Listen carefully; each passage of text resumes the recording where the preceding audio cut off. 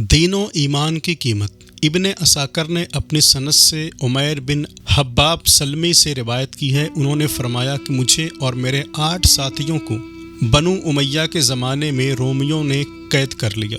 پھر بادشاہ روم نے میرے 8 ساتھیوں کو قتل کروا دیا اور مجھے قتل کے لیے پیش کیا گیا تو ایک رومی نژاد اٹھا اور اس نے بادشاہ کے ہاتھ پیر چوم کر مجھے معاف کروا دیا اور مجھے اپنے گھر لے گیا۔ وہاں جا کر اس نے مجھے اپنی حسین و جمیل لڑکی دکھائی اور اپنا بہترین مکان دکھایا اور کہا کہ تم جانتے ہو کہ بادشاہ کے یہاں میری کیا قدر ہے۔ اگر تم میرے دین میں داخل ہو جاؤ تو میں اپنی حسین و جمیل لڑکی کی شادی تمہارے ساتھ کر دوں گا اور یہ تمام نعمتیں تمہارے لیے ہو جائیں گی۔ میں نے کہا میں اپنا دین اس عورت اور دنیا کے واسطے نہیں چھوڑ سکتا۔ وہ شخص کئی روز تک مجھے اپنا دین پیش کرتا رہا۔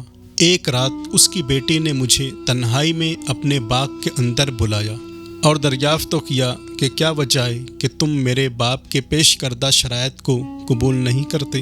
میں نے وہی جواب دیا کہ ایک عورت کی خاطر میں اپنا دین نہیں چھوڑ سکتا۔ تو اس نے پوچھا کہ اب تم کیا چاہتے ہو؟ ہمارے پاس ٹھہرنا چاہتے ہو یا اپنے وطن جانا چاہتے ہو؟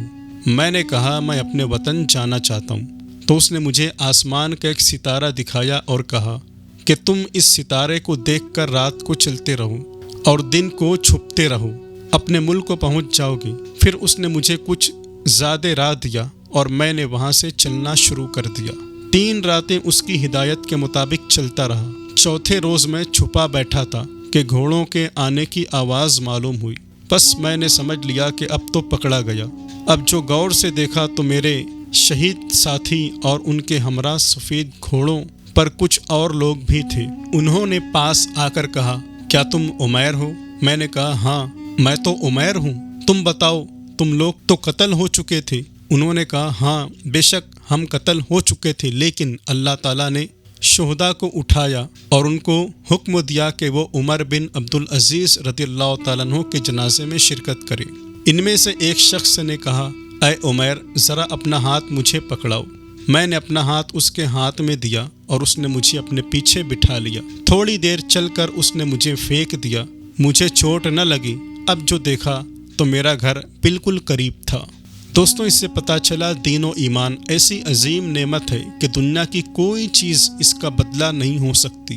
کوئی بھی دانا اور عقل مند انسان اخروی نعمتوں کو دنیاوی نعمتوں کے بدلے کبھی نہیں فروخت کر سکتا۔ اس عظیم نوجوان کے سامنے ایمان و اسلام کے بدلے میں دنیا کی ساری نعمتیں رکھ دی گئی تھی، لیکن اس کے ایمان اور اسلام میں ذرہ برابر فرق نہیں پڑ سکا۔ گویا کہ وہ نوجوان زبان حال سے کہہ رہا تھا ساری دنیا سے پھیر کر آنکھیں دل میں تجھ کو بسا لیا میں نے، نیند کیا رات کیا اندھیرا کیا، ذکر کا نور پا لیا میں نے، نیند آئی تو اپنی آنکھوں میں تیرا جلوہ جما لیا میں نے۔